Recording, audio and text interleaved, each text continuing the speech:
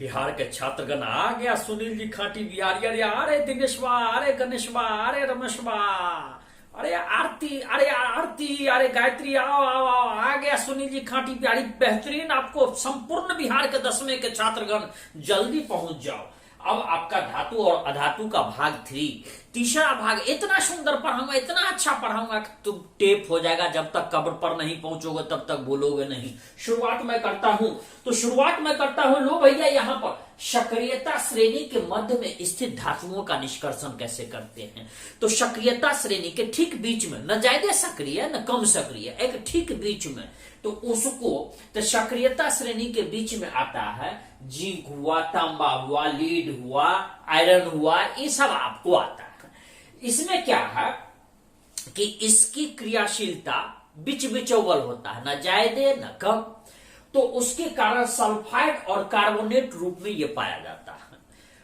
और sulphide carbonate रूप में, तो इसके तुलना में ऑक्साइड से प्राप्त करना, जैसे मान लीजिए कि किसी भी तत्व का ऑक्साइड का रूप है तो उससे प्राप्त करना तत्व को आसान है, लेकिन सल्फाइड और कार्बोनेट से प्राप्त करना थोड़ा सा कठिन होता है।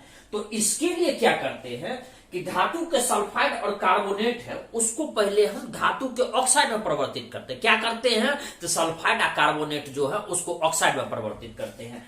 ये जो ऑक्साइड में परिवर्तित करते हैं इसी को भर्जन कहते हैं। इसी को क्या कहते हैं, भर्जन, या इसी को हम लोग कहते हैं भर्जन। ध्यान रखिएगा, भर्जन किसको कहते हैं, तो सल्फाइड या कार्बोनेट है उसको ऑक्साइड में परिवर्तित करके तब फिर उससे तत्व निकालना, इसको हम लोग भर्जन कहते हैं। अब फिर आते हैं कि कार्बोनेट अयस्क यदि है उसको यदि सीमित वायु में, और तब उसको सीमित उसको कहिए कि कम वायु में और अधिक ताप तक गर्म करते हैं, तो उस स्थिति में क्या होता है, वो ऑक्साइड में परिवर्तन हो जाता है। और ऑक्साइड में परिवर्तन को, इसी को निस्तापन कहते हैं। तो निस्तापन किसको कहते हैं, तो कार्बोनेट को सीमित वायु में और तब यदि हम अधिक ताप तक गर्म करते हैं तो वो निस्तापन कहलाता है। बिल्कुल ठीक, बिल्कुल ठीक। चल गणेश बात तोरा से पूछ रहे हैं सल्फाइड अयस्क को यदि हम इसमें सल्फाइड अयस्क को यदि हम ऑक्साइड में परिवर्तन करेंगे तो उसको क्या कहेंगे, तो उसको भर्जन कहेंगे।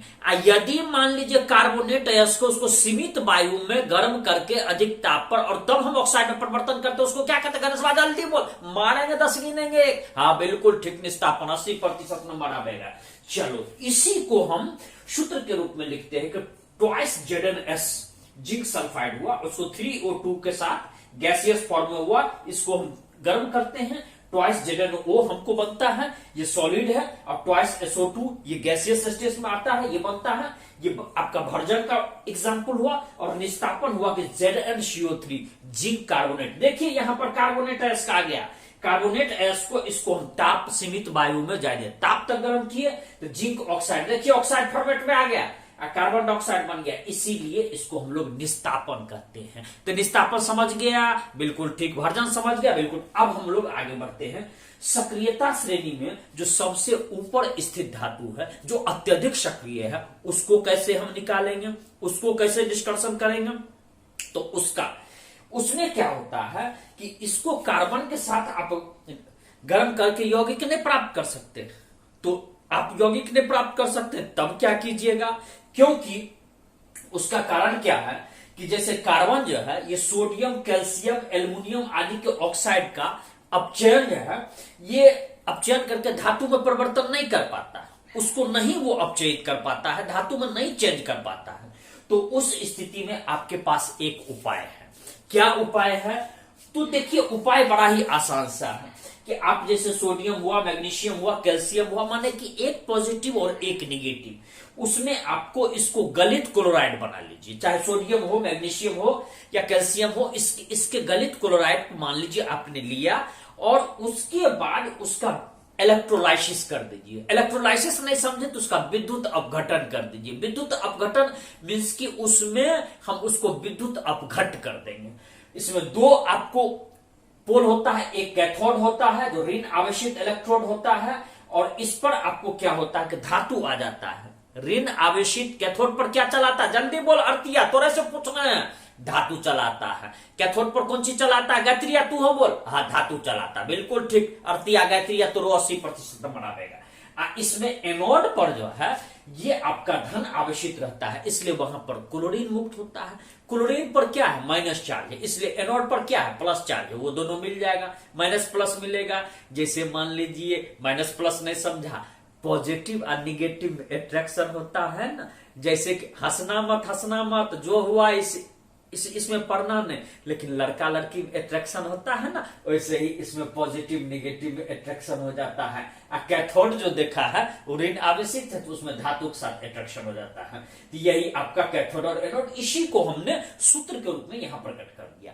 अब आते हैं संक्षारण। संक्षारण आप नहीं समझते हैं, उसको हम कहते हैं झड़ झड़ के खराब होना, या उस पर कुछ जम जाना, तह पर जम जाना, वो धीरे धीरे आपको उसमें उसका स्वरूप खराब होते रहता है, जिसको हम कॉर्शन भी कहते हैं। तो संक्षारण, जैसे मान लीजिए खुला वायु में आप ओपन एयर में कुछ दिन के लिए आप चांदी को छोड़ दीजिए, तो चांदी के वस्तु को छोड़ दीजिएगा तो देखिएगा चांदी धीरे धीरे काला पड़ने लगेगा। काला क्यों पड़ेगा, तो वो सिल्वर का जो वायु है वो उपस्थित होकर के सिल्वर जो है ये आपको उपस्थित सल्फर के साथ अभिक्रिया कर लेता है, और वायु में जो उपस्थित रहता है, सिल्वर का वायु नहीं, सिल्वर वायु में उपस्थित जो सल्फर होता है उससे रिएक्शन करके सिल्वर सल्फाइड बना लेता है, और वही सिल्वर सल्फाइड बनता है, वो देखने में काला लगता है। फिर उसको साफ कराना पड़ेगा, तब वो चकचक करेगा। उसी तरह कॉपर को आप हवा में उपस्थित कार्बन डाइऑक्साइड ले लीजिए, कार्बन डाइऑक्साइड से वो कॉपर आपको रिएक्शन कर जाता है, और तब भूरे रंग की धीरे धीरे उसकी चमक समाप्त हो जाएगी और हरा रंग का परत चढ़ जाएगा।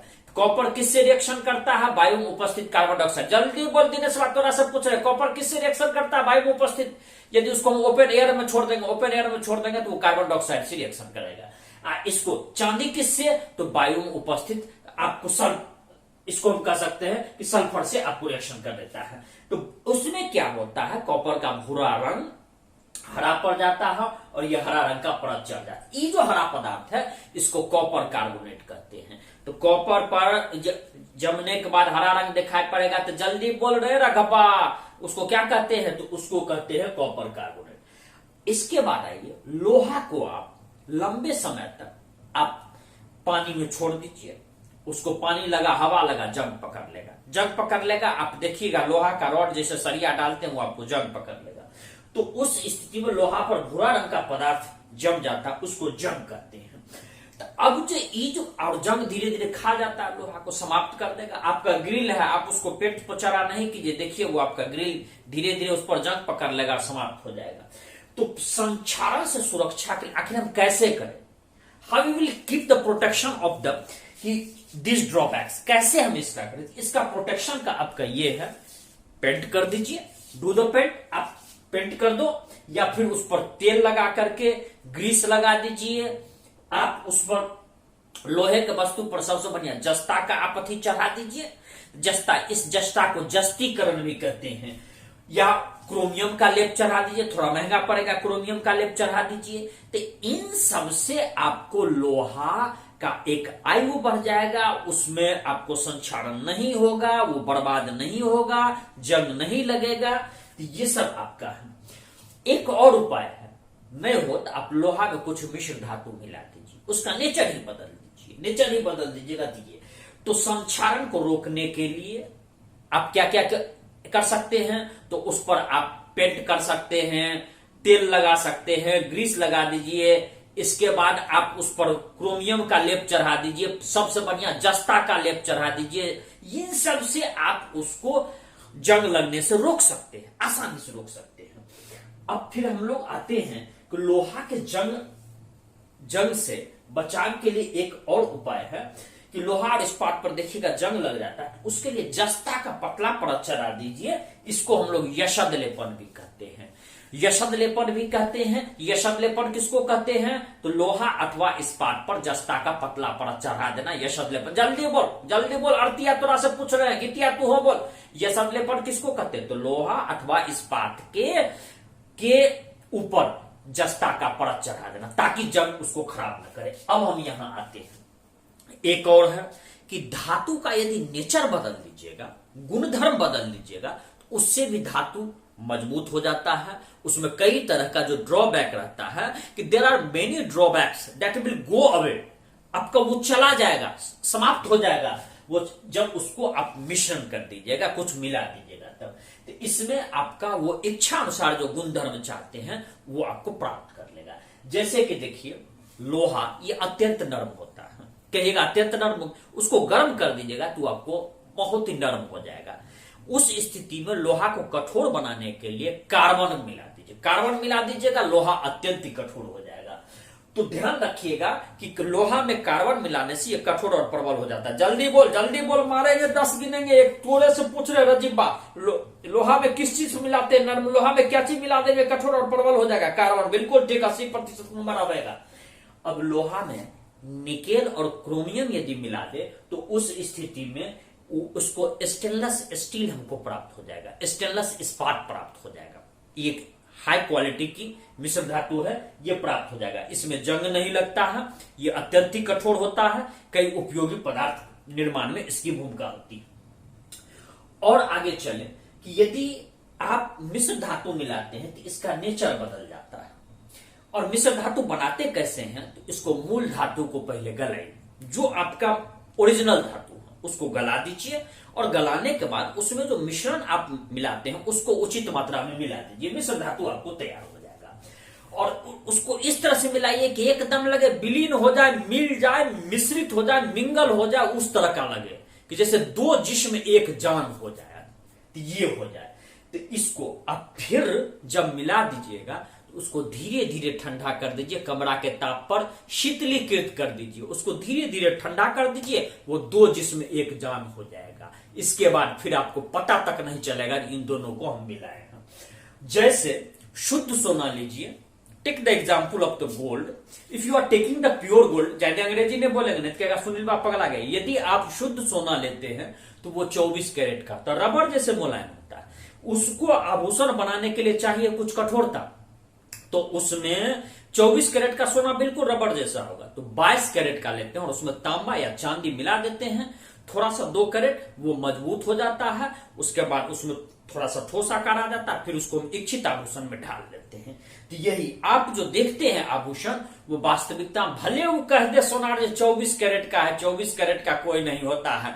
सिर्फ सुनील जी का पढ़ाई 24 कैरेट का है, बस सुनील जी खाटी बिहारी का पढ़ाई 24 कैरेट का, बाकी सोना 24 कैरेट का नहीं होता है। सुनील जी का पढ़ाई सिर्फ तो इसमें ध्यान रखना, जब 22 भाग शुद्ध सोना और 2 भाग चांदी या तांबा मिला दिया जाए तो उससे भी कम मिला करके बेच लेता है। ऐसा आपको बेईमान सब है लाभ कमाने के लिए। तो इसमें अब आता है कि जैसे उसमें नेचर आपको बदल जाता है।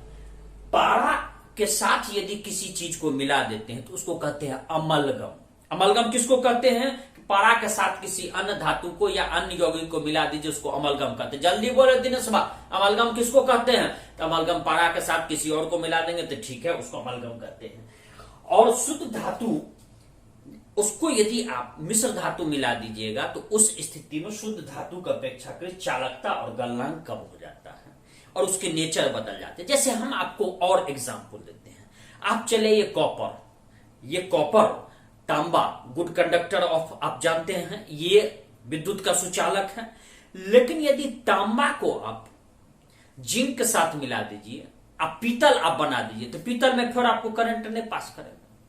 उसी तरह आप कांसा बना दीजिए, कॉपर और टीन को मिला दीजिए, तो फिर उसमें करंट नहीं ठीक से पास करता है जितना कॉपर में आपको पास करता है। तो ये नेचर जो है उसका चेंजेज आ जाता है। उसी तरह आप चले आइए कि पीबी और एसएन ले लीजिए, तो उसमें देखिएगा कि आपका कि फ्यूज तार में उसका उपयोग करते हैं कि जैसे ही ज्यादा करंट आवेगा शीशा गल जाएगा और उसको डिसजॉइंट कर देगा और आपका उपकरण बच जाएगा। तो मिश्र धातु बनाने की काफी उपयोगिता है, इससे हम लाभ लेते हैं, नेचर चेंज कर देते हैं, उसमें बिलगाव कर देते हैं, कई तरह की उपयोगिता होती है। इस तरह से आपका ये चैप्टर 10th का धातु और अधातु ये समाप्त हुआ। इसको मैंने 3 भाग में प्रस्तुत किया हूं।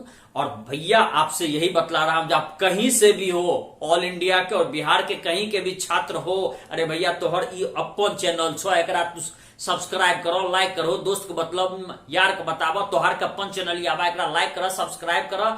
और इसमें this is your channel, do the इसमें सब्सक्राइब इट, लाइक इट। और फिर मैं आपको बहुत जल्दी अगले वीडियो में मिल रहा हूं। जय बिहार, जय भारत।